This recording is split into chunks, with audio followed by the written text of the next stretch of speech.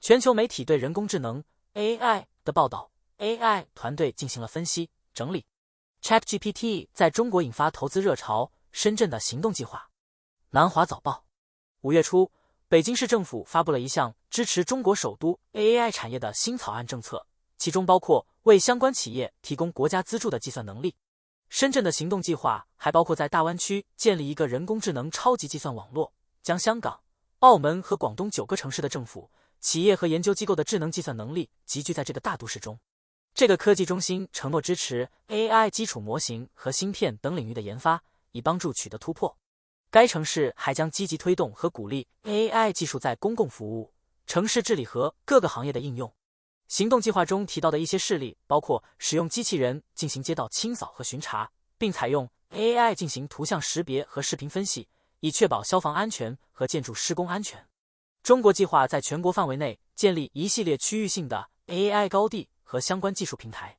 中国科技部部长王志刚在本月初在北方城市天津举办的第7届世界智能大会上宣布了这一计划。自美国初创企业 OpenAI 的 ChatGPT 服务取得成功以来，中国提出了一系列从国家到城市层面的政策，以加大该国在人工智能领域的努力。然而，目前这项服务在全球第2大经济体上不可用。美国和欧盟为人工智慧制定规则，但对中国的威胁存在分歧。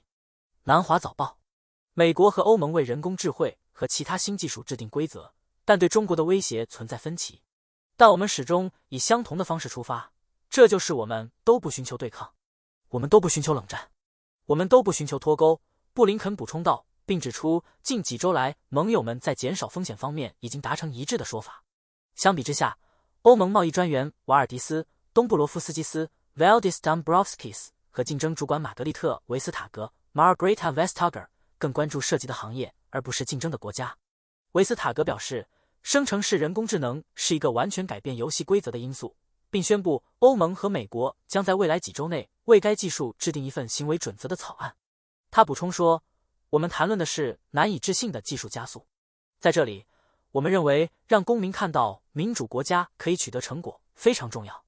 联合声明在一些热门问题上提到了中国，包括对外投资控制和经济胁迫。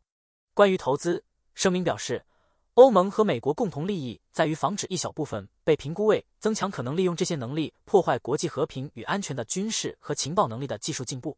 关于胁迫，声明中隐晦地提到了中国最近对外国咨询公司的打压，但没有直接点名。合作伙伴们还提出了有史以来首个关于强迫劳动的跨大西洋建议，旨在清除供应链中的奴隶劳工，并与工会和商业团体共同达成协议。声明中还提到，我们也对独立商业尽职调查和咨询公司面临的行动表示深切关注。这些公司对于投资者信心和商业交易的完整性至关重要。但这种措辞上的模棱两可表明了欧洲在应对中国问题上试图保持的微妙平衡。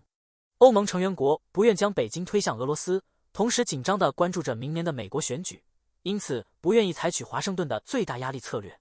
美国官员私下承认了这一点，但他们表示，确保下一届白宫政府保持密切的跨大西洋关系的最佳方式是证明这种合作实际上在应对中国等问题上取得了成果。一位不愿透露姓名的美国高级官员表示，华盛顿对欧盟正在朝着正确的方向迈进充满信心，尽管进展的速度不如他们所希望的那样快。然而，该官员承认，欧洲单独做出的任何关于中国的决定，而不是作为美国影响的结果，更有可能导致持久的变革。欧盟正在更新其自己的中国政策，计划于6月20日提出一项新的经济安全战略，这可能会在外部投资审查等领域激发多年的政策制定。欧洲部长们一直表示，该地区正在接近对中国威胁的共识，即使成员国在如何解决这个问题上意见不一致。瑞典总理沃尔夫·克里斯特松 Ulf Kristersson 周二表示，我认为美国在几年前走在了欧洲前面，但现在很多国家意识到现在不是天真的时候。AI 技术尚未达到能够对人类构成灭绝风险的程度。英国独立报：人工智能 AI 专家们呼吁重视潜在的人类生存风险，并采取措施防止滥用 AI 技术。一份由 AI 安全中心组织的声明得到了 Google DeepMind 和 Anthropic 等公司的高层主管以及 AI 先驱杰弗里·辛顿 Jeffrey Hinton 的签署。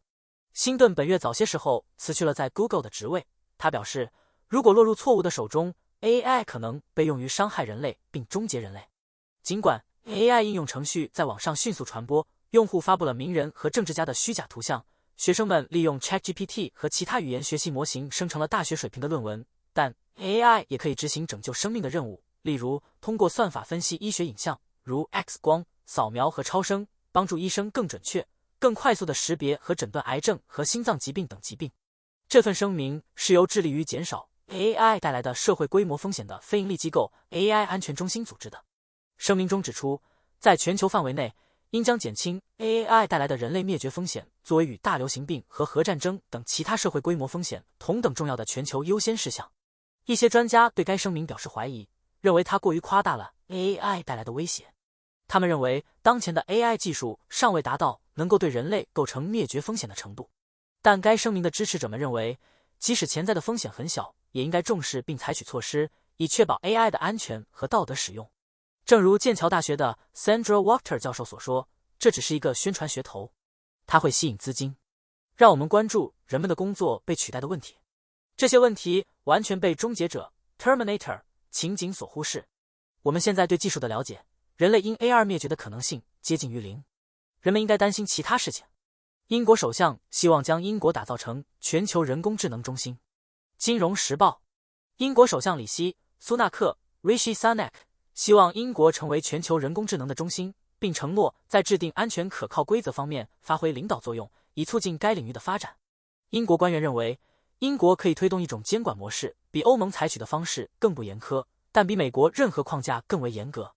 苏纳克表示，本周人工智能先驱者的警告引起了人们的合理关切，认为新技术可能危及人类的生存，但他坚称人工智能可以为经济和社会带来巨大的益处。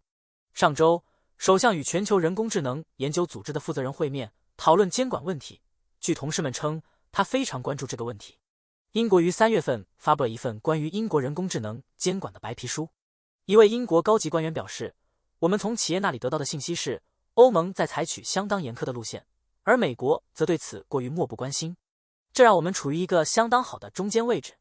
苏纳克表示，他将在下周与美国总统乔·拜登 Joe Biden 讨论人工智能监管的防护措施，并表示这个问题必须得到国际解决。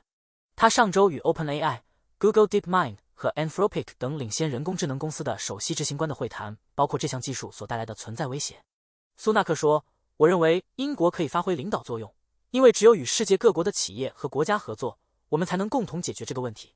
他表示，虽然人工智能最近帮助瘫痪的人重新行走，并发现了新的抗生素，但该技术必须以安全可靠的方式进行监管。在民意调查显示英国人对脱欧态度转变强烈的时候，英国采取灵活的监管方式来规范新兴产业的想法将受到支持。苏纳克表示，人工智能可以在健康和教育等领域发挥关键作用。苏纳克的盟友们希望通过在早期与该行业进行建设性互动，使英国成为吸引人工智能公司的理想地点。尽管美国和欧盟在经济上更具影响力，在制定全球监管框架方面具有更大的话语权。科技领域的领导人警告称，过度监管可能会扼杀创新。OpenAI 首席执行官萨姆·奥特曼 Sam Altman 暗示，由于欧盟的人工智能法 AI Act 一套将于明年最终确定的广泛规则， OpenAI 可能会退出欧洲。一位科技游说者表示，至今没有任何方法能够解决类似灭绝的高风险问题，但确保我们不要把孩子连同洗澡水一起丢掉也很重要。英国政府目前正在就其人工智能白皮书进行咨询。科技行业贸易协会 Tech UK 的首席执行官朱利安·戴维 Julian David 表示，该白皮书为应对近期干扰和假设性的长期存在风险提供了一个良好基础。美国法官要求律师保证文件未使用人工智能起草文件。路透社，美国德克萨斯州北区法院的法官布兰特利·斯塔尔 Brantley Starr 于周二发布了一项要求，要求律师们在提交文件前进行证明，确认他们未使用人工智能起草文件，且未经人类核实其准确性。斯塔尔法官似乎是首位采取这样要求的联邦法官。周三暂时无法联系到他进行评论。在达拉斯法院网站上发布的一份关于这一要求的通知中，斯塔尔表示，像 ChatGPT 这样的生成式人工智能工具非常强大，可以在法律领域以其他方式使用，但不应用于法律简报。通知中指出，这些平台在目前的状态下容易出现幻觉和偏见。在幻觉方面，他们会虚构东西，包括引文和引用。法官还表示，律师们发誓维护法律并代表客户，但人工智能平台则不具备这些义务。通知中写道，这些程序没有任何责任、荣誉或正义感，他们按照计算机代码而不是信念行事，基于程序而不是原则。斯塔尔在另一名联邦法官威胁一名律师可能受到制裁的几天后发布了这一要求。该律师提交的法庭文件中包含由 ChatGPT 生成的虚假案例引文。来自 Levi Day 与 Oberman 律师事务所的律师史蒂文·施瓦茨 Steven Schwartz 上周在一份宣誓书中表示，他非常后悔依赖这款人工智能工具，并且不知道其内容可能是虚假的。施瓦茨目前尚未回应置评请求。美国联邦法官 P. 凯文·卡斯特尔 P. Kevin Castle 将于6月8日举行听证会，审议是否对施瓦茨进行制裁。GPT-4 对企业产生真正变革性影响的所在。英国独立报有关生成型人工智能 Generative AI 的讨论引起了广泛关注。虽然一些学术界人士对其伦理问题提出了质疑，但他们同样表示，学术界将允许科学家和学生使用生成型 AI 来帮助写作或产生研究想法。尽管学术界提出的论点不透明，但其立场却明确。撇开伦理问题不谈，许多首席信息官 CIO 和首席技术官 CTO 都在考虑一个问题，鉴于这些技术在2030年之前可能还不具备实际应用的条件，他们的公司是否应该投资于这类技术。此外，在数十亿美元的投资涌入这个新领域的同时，科技行业正在失去数以万计的工作岗位。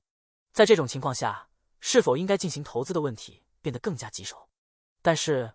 如果这并不是我们应该问的正确问题呢？也许我们需要重新思考整个故事情节，并提出一个略有不同的问题：我们是否能负担得起不去探索生成型人工智能的应用？ OpenAI 的生成型 AI 突破可能使得这个领域不再是抽象的理论技术，只有程序员或数据科学家才能接触得到。它可能将 AI 的力量和潜力民主化，向企业和消费者介绍了一类完全不同的工具。对于那些没有让应用开发团队考虑如何在不久的将来应用生成型 AI 的技术领导者来说，他们可能会使自己的公司长期处于劣势。这可能是 GPT-4 对企业产生真正变革性影响的所在，而不仅仅是在供应链上。这不一定是关于生成型 AI 在今天的应用，而更多是关于在我们从菜单式点击界面转向更自然对话界面的过程中，它如何从根本上改变我们对明天可能实现的想法。如果您不想等到2030年才在供应链中部署生成型 AI， 并且希望更多了解人工智能和机器学习如何推动更智能的供应链决策制定，请与曼哈顿联合公司的团队取得联系。中国公司认为世界已经准备好接受其人工智能聊天机器人。南华早报 Mobify 通过2017年的融资轮吸引了大众汽车等投资者和合作伙伴，并且还有红杉资本和真格基金作为早期支持者。谷歌、Gore-Tex、红杉资本和 SIG Asia 等都是其股东之一。总部位于深圳的 HiTeach Therapeutics 已经任命瑞银和华泰金融控股为其公开发行的联席协调人，计划通过此次发行筹集1亿至2亿美元。根据国际融资评论4月份的报道，该公司开发新型多功能治疗药物，用于代谢和消化系统疾病。该公司于今年1月完成了 1.07 亿美元的 C 轮融资，由中国国家开发银行旗下的广东中医药产业基金领投。其他投资者包括越秀基金和宇泰基金。阿里巴巴集团在5月中旬表示，他预计将推进2个股票上市计划，其超市连锁品牌盒马鲜生的 IPO 将在未来6至12个月内进行，物流部门菜鸟的 IPO 将在12至18个月内进行。阿里巴巴是南华早报的所有者。与此同时， Syngenta 集团计划的 92.6 亿美元 IPO 在5月18日获得绿灯，有望成为今年全球规模最大的上市。这家瑞士农业巨头的 IPO 曾在3月份陷入停滞，当时上海证券交易所突然取消了其在科技创业板上市的听证会。百度推出 1.45 亿美元风险投资 AI 基金。路透社，百度正在建立一个价值10亿日元 1.45 亿美元的风险投资基金，以支援初创企业开发由人工智慧 AI 应用程式生成的内容。与此同时，他还宣布了一项竞赛，让开发人员构建应用程式或将其 ERNIE 通过 Knowledge Integration 增强表示模型集成到他们现有的输出中。百度在3月份发布了自己的人工智慧 LLM 大语言模型之后，电子商务公司阿里巴巴也紧随其后。根据本周的一份报告，自去年初以来，已有80家中国组织推出了自己的 LLM，今年中国的发布略高于美国。谢谢收看 AI 简报。